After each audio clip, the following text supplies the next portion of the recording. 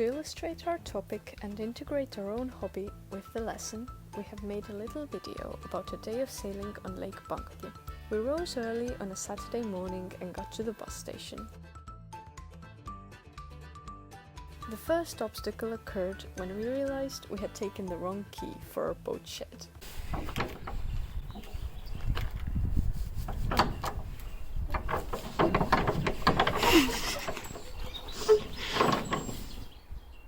Then Mal's family came to the rescue. They brought the key and also helped get rid of a fallen tree that would otherwise have been a problem on transporting the boat. We got Elfrida Miranda, who had been inside the shed for months, lifted her on a boat cart and tied her up. We pulled her outside to let her soak up the rays. Our boat cart happened to be quite cacophonous and creaky, as you might hear in the next clip. Me ei jäta häält peale, sest me võiks ühel kohal, see on naljakas. She is a Laser 2, about 20 years old, and belongs to the Merikotkas Yacht Club. With sailboats, the parts are usually sold and kept separately from each other, so our assemblage for Elfrida is quite unique. We are very picky about the color scheme of our ropes, which are all blue, red or monochromatic.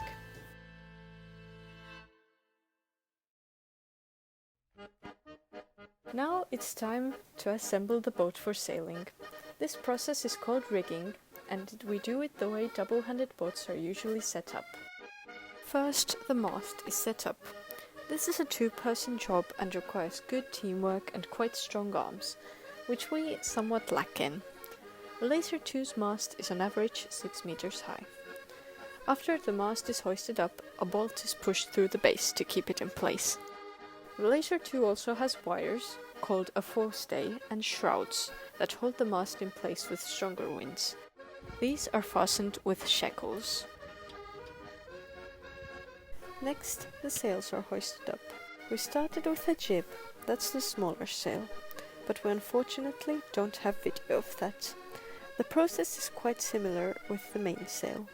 This is how it's done. Both of the sails are connected to halyards, screwed in place with pliers and pulled up. Hoisting sails up is quite strenuous and again requires the effort from both of us.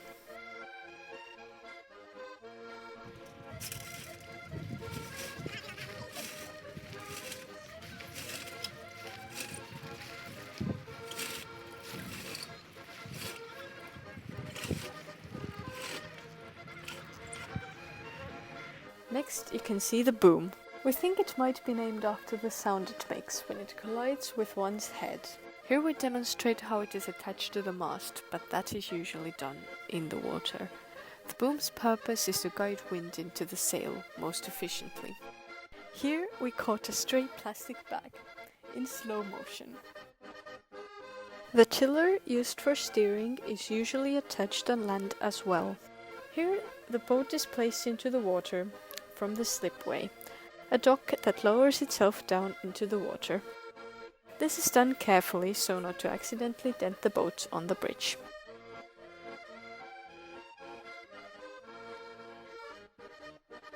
In the water, the boom is attached and main sheet sorted out.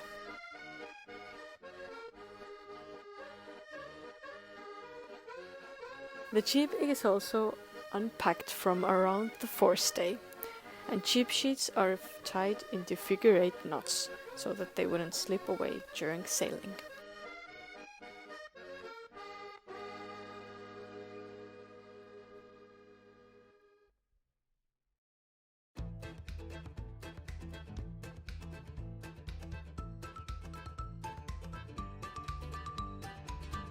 With varied success, we threw on our vests to ensure our safety on the water.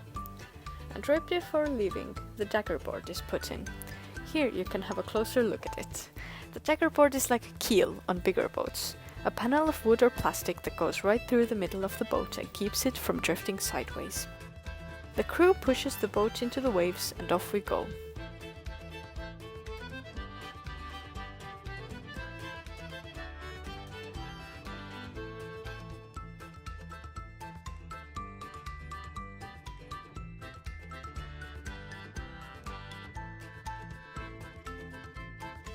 This is a map of Lake Bangodi.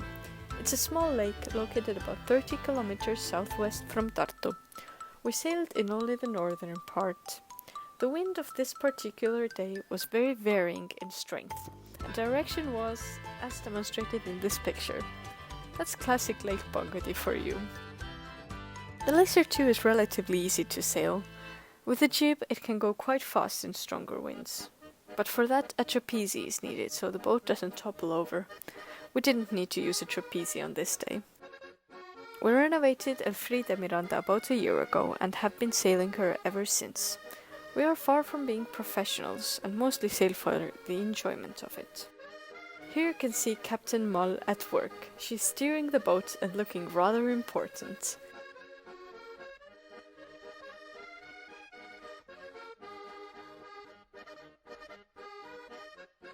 Here we carefully docked our boat after a fantastic time on the water.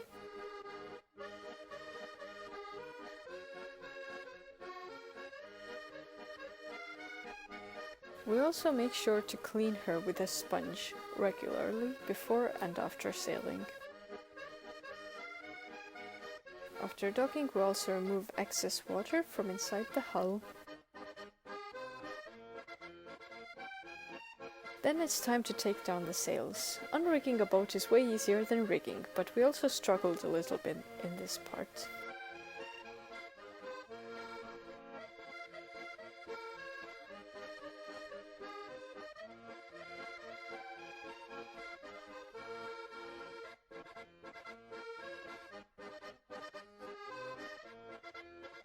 Here, the bung is removed from the transom drain hole at the back of the hull to let air flow inside. If the sails are dry, we also fold them. First, wooden battens that keep the sail straight are removed.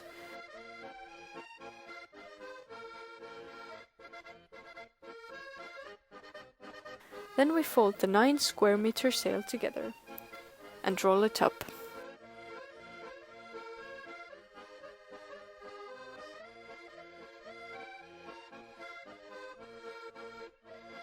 The mast is also usually taken down, but that isn't necessary if the boat is docking at harbour. Here's where I remembered that long nails and sailing don't go hand in hand. We both have made peace with the fact that broken nails along with bruises are quite a natural thing with this boat. By the end of the day we were absolutely starving, so a nice meal of noodles ended our trip.